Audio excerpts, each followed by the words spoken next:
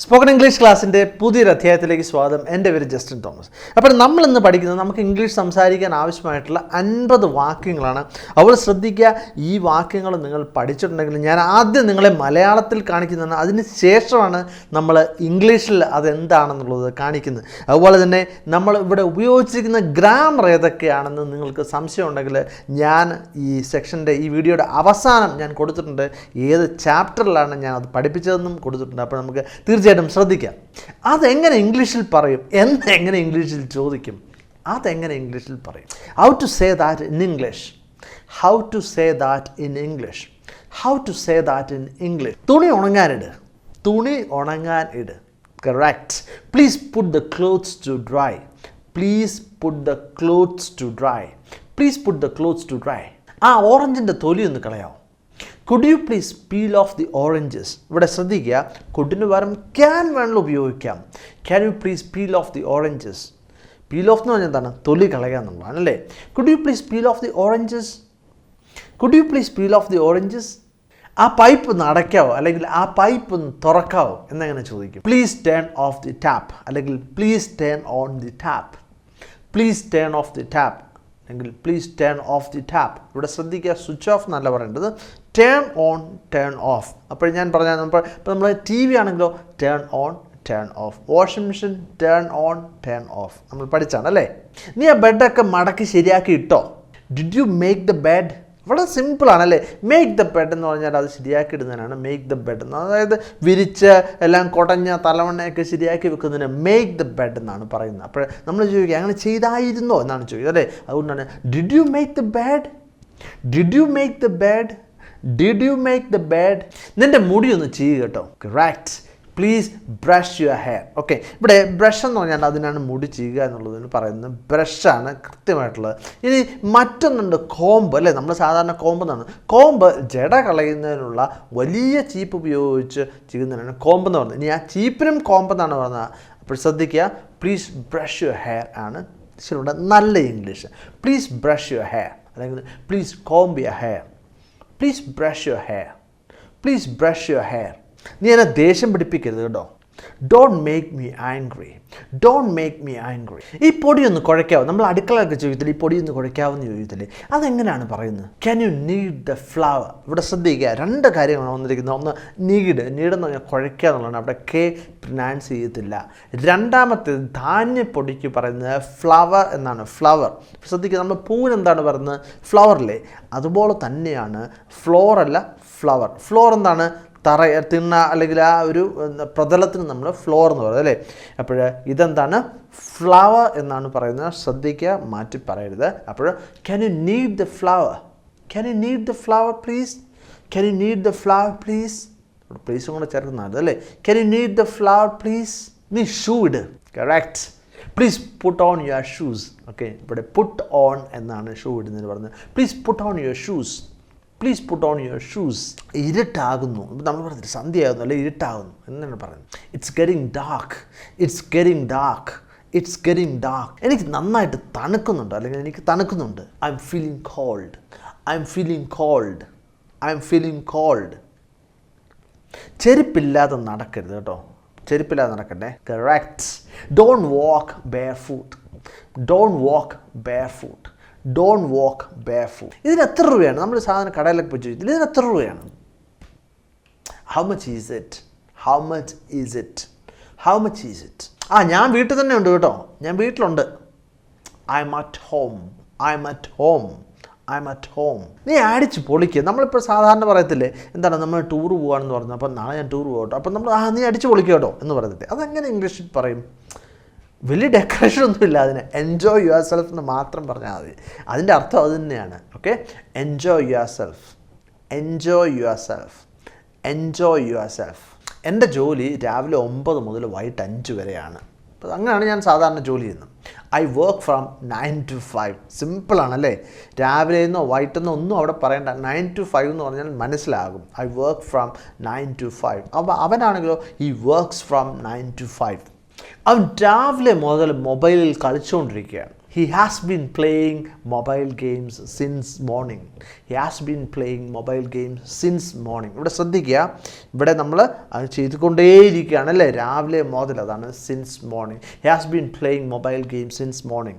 He has been playing mobile games since morning.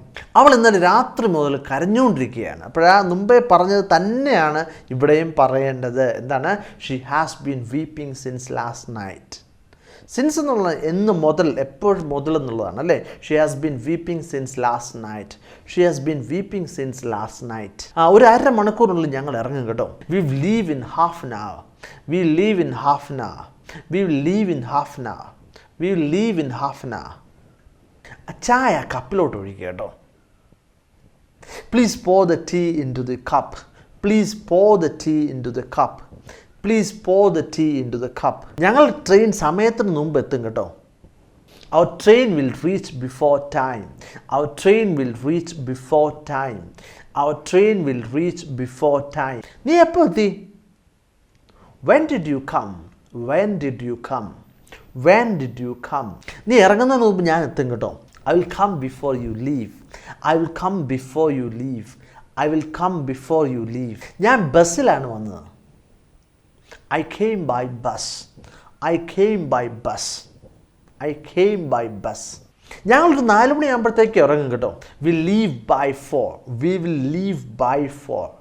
By എന്നുള്ള by 4 എന്ന് പറഞ്ഞാൽ ആ 4 ആകുമ്പോഴത്തേനും അല്ലേ, 4ൻ്റെ മുകളിലേക്ക് പോകത്തില്ല, 4ൻ്റെ പുറകിലോട്ട് എത്ര വേണമെങ്കിലും ആകാം. അതാണ് ബൈ 4. അത് ഈയിടെയായിട്ട് എന്താണ് പണി? ഇപ്പോൾ ശ്രദ്ധിക്കുക, ഞാൻ ഈ പറഞ്ഞ സെൻറ്റൻസുകളൊക്കെ നിങ്ങൾക്ക് വേറെ രീതിയിലൊക്കെ പറയാൻ വേണ്ടി പറ്റും. അതൊക്കെ നിങ്ങൾ തീർച്ചയായിട്ടും കമൻറ്റിൽ എഴുതുക. അപ്പോഴത് ശരിയാണെന്നുണ്ടെങ്കിൽ തീർച്ചയായിട്ടും ഞാൻ അത് നിങ്ങൾക്ക് ശരിയാണെന്ന് പറയാം, തെറ്റാണെങ്കിൽ അത് തിരുത്തിയും തരാം. അപ്പോൾ തീർച്ചയായിട്ടും അങ്ങനെ ചെയ്യാം. What is it doing these days? What is he doing these days?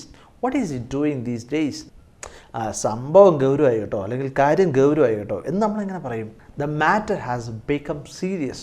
The matter has become serious. The matter has become serious. നീ എങ്ങനെയാണ് ഓഫീസിൽ പോകുന്നത്? How do you go to the office? How do you go to office? ഇവിടെ എത്താൻ നീ എത്ര സമയം കൂടെ എടുക്കും? How long will you take to reach here? How long will you take to reach here? How long will you take to reach here? അവൻ എൻ്റെ ഒരു അകന്ന ബന്ധുവാണ്. He is my distant relative. He is my distant relative. ഏത് പടം കാണാനാണ് നിനക്ക് താല്പര്യം? ഇപ്പോഴും നമ്മളിപ്പോൾ പറയുകയാണ് സിനിമ ഇടാം എന്ന് പറയുകയാണെങ്കിൽ നമ്മൾ ഓക്കെ, ഏത് പടം കാണാനാണ് നിനക്ക് താല്പര്യം? അതിടാം. Which movie would you like to watch? Which movie would you like to watch? Which movie would you like to watch? എനിക്ക് ഉറക്കം വരുന്നുണ്ട്. I'm feeling sleepy. I'm feeling sleepy. I'm feeling sleepy. ഉറങ്ങുന്നതിന് മുമ്പ് നീ ഈ പണി തീർക്കണം കേട്ടോ. നിർബന്ധമായിട്ടും അത് ചെയ്തിരിക്കണം എന്നാണ് ഇവിടെ ഉദ്ദേശിക്കുന്നത്. You have to finish this work before you sleep. You have to finish this work before you sleep. You have to finish this work before you sleep. അവൻ എവിടെയാണ് ജോലി ചെയ്യുന്നത്? Where does he work? Where does he work? Where does he work? നീ ഈ laptop എവിടെ നിന്നാണ് വാങ്ങിച്ചത്? Where did you buy this laptop? അല്ലെങ്കിൽ where did you buy this laptop from? അവിടെ ഫ്രം ഉപയോഗിച്ചില്ലെങ്കിലും കുഴപ്പമൊന്നുമില്ല, പക്ഷെ ഉപയോഗിക്കുന്നതായിരിക്കും ഇച്ചിരി നല്ലത് അല്ലേ. അത് അങ്ങനെയൊന്നും അല്ല. It's nothing like that. It's nothing like that. അല്ലെങ്കിൽ ഇങ്ങനെ വേണമെങ്കിൽ പറയാം, nothing as such. Nothing as such. It's nothing like that. Nothing as such. അവന് പനിയാണ്. He has a fever. അല്ലെങ്കിൽ ഇങ്ങനെ വേണമെങ്കിലും പറയാം, he is suffering from fever. He has a fever.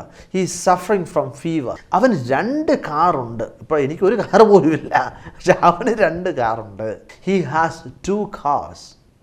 അല്ലെങ്കിൽ അവന് 2 കാർ ഇല്ല എന്നങ്ങനെ പറയാൻ പറ്റും.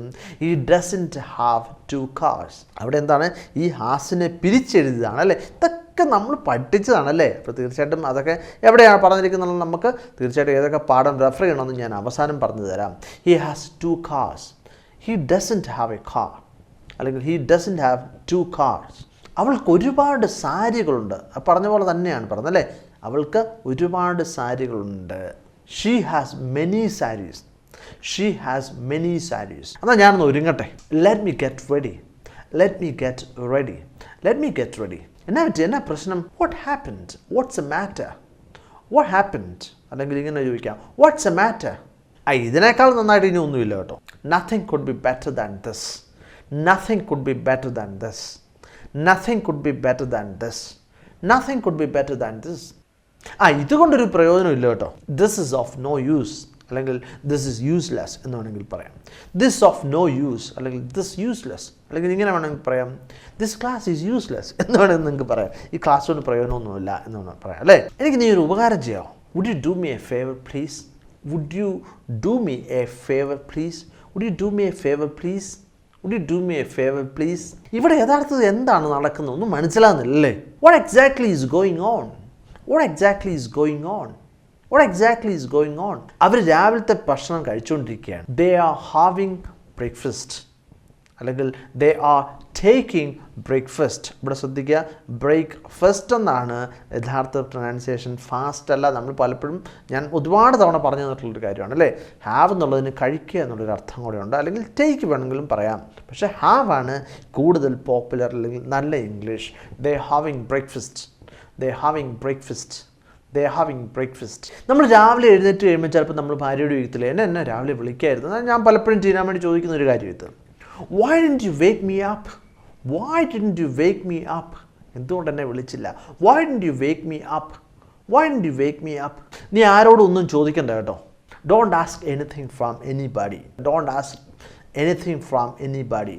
Don't ask anything from anybody. അപ്പോൾ നമ്മൾ ഇതിനകത്ത് ഒരുപാട് ഗ്രാമർ നമ്മൾ സംസാരിച്ചു. തീർച്ചയായിട്ടും ശ്രദ്ധിക്കുക. ഇതിനകത്ത് ഏതൊക്കെ പാഠങ്ങളാണ് നമ്മൾ ശ്രദ്ധിക്കുന്നത്. നമ്മൾ ഇതിനെ ഈ പറഞ്ഞ വാക്യങ്ങൾക്കകത്ത് നമ്മൾ സിമ്പിൾ പ്രസൻറ്റ് ടെൻസ് പഠിച്ചു, അത് ചാപ്റ്റർ 4 പ്രസൻറ്റ് കണ്ടിന്യൂസ് ടെൻസ് പഠിച്ചു, chapter 5 present perfect tense chapter 6 present perfect continuous tense നമ്മൾ കണ്ടു, അത് ചാപ്റ്റർ 70 അതുപോലെ തന്നെ സിമ്പിൾ പാസ്റ്റ് ടെൻസ് ചാപ്റ്റർ 7 നമ്മൾ പഠിച്ചത്. അപ്പോൾ ഇതൊക്കെ പഠിച്ചിട്ടുണ്ടെങ്കിൽ നിങ്ങൾക്ക് തീർച്ചയായിട്ടും നമ്മുടെ ഈ സെൻറ്റൻസുകൾക്ക് സംസാരിക്കാൻ വേണ്ടി പറ്റും. ഇനി ശ്രദ്ധിക്കേണ്ട കാര്യം നിങ്ങൾ കണ്ടു, എന്താണ് പ്രസൻറ്റ് പെർഫെക്റ്റ് കണ്ടിന്യൂസ് ടെൻസ് ഞാൻ നിങ്ങളെ പഠിപ്പിച്ചത് ചാപ്റ്റർ 70. അതെന്താണ് അങ്ങനെ? അപ്പോൾ നമ്മൾ എങ്ങനെയാണ് ഇത് പഠിച്ചതെന്ന് വെച്ചാൽ നമ്മുടെ ഇതൊരു കംപ്ലീറ്റ് കോഴ്സാണല്ലേ. അപ്പോൾ അതുകൊണ്ട് തന്നെ പ്രാധാന്യമുള്ള അത്യാവശ്യമുള്ള കാര്യങ്ങൾ സംസാരിച്ച് തുടങ്ങാൻ ആവശ്യമായിട്ടുള്ള കാര്യങ്ങളാണ് ഞാൻ ആദ്യം പഠിപ്പിച്ചത്. അപ്പോൾ അവിടെ പ്രസൻറ്റ് പെർഫെക്റ്റ് കണ്ടിന്യൂസ് ടെൻസ് ഒന്നും അത്ര അത്യാവശ്യമുള്ള ടെൻസ് ഒന്നും അല്ല എന്നുള്ളത് ഞാൻ നിങ്ങളോട് അന്നേരം പറഞ്ഞതുമാണ്. അതുപോലെ തന്നെ പലരും ചോദിക്കുന്നൊരു കാര്യമുണ്ട്, യൂട്യൂബിൽ എൻ്റെ ചാപ്റ്ററുകൾ കൃത്യമായിട്ട് നിങ്ങൾക്ക് കിട്ടുന്നില്ല. അപ്പോൾ സിമ്പിളാണ്, നിങ്ങൾ യൂട്യൂബിൽ പോവുക, ഇങ്ങനെ സെർച്ച് ചെയ്യുക, ജസ്റ്റിൻ തോമസ് ഇംഗ്ലീഷ് ചാപ്റ്റർ 1 എന്ന് സെർച്ച് ചെയ്ത് കഴിഞ്ഞാൽ നിങ്ങൾക്ക് ഒന്നാമത്തെ ചാപ്റ്റർ കിട്ടുന്നതാണ്. അതുപോലെ തന്നെ നിങ്ങൾക്ക് എൻ്റെ സിമ്പിൾ പ്രസൻറ്റ് ടെൻസ് അല്ലെങ്കിൽ സിമ്പിൾ പാസ്റ്റ് ടെൻസിൻ്റെ വീഡിയോ ആണ് കാണണമെന്നുണ്ടെങ്കിൽ എങ്ങനെ സെർച്ച് ചെയ്യണം? Justin Thomas English simple past tense എന്ന് ടൈപ്പ് ചെയ്യുക. അല്ലെങ്കിൽ നിങ്ങൾ ചാപ്റ്റർ 70 തന്നെയാണ് ഇവിടെ ഉദാഹരണത്തിന് വേണമെന്നുണ്ടെങ്കിൽ എന്നാ ചെയ്യണം? ജസ്റ്റിൻ തോമസ് ഇംഗ്ലീഷ് ചാപ്റ്റർ 70 എന്ന് നിങ്ങൾക്ക് ടൈപ്പ് ചെയ്താൽ തീർച്ചയായിട്ടും അത് കിട്ടുന്നതാണ്. അപ്പോൾ തീർച്ചയായിട്ടും നിങ്ങൾക്ക് എൻ്റെ ഈ ക്ലാസ് മനസ്സിലായെന്ന് ഞാൻ കരുതുകയാണ്. ഇഷ്ടപ്പെട്ടെങ്കിൽ തീർച്ചയായിട്ടും ലൈക്ക് ചെയ്യുക, അതുപോലെ തന്നെ നിങ്ങളുടെ സുഹൃത്തുക്കൾക്ക് ഷെയർ ചെയ്യുക. മറ്റു വീഡിയോ ആയിട്ട് വീണ്ടും കാണാം. Thank you very much for watching and God bless you.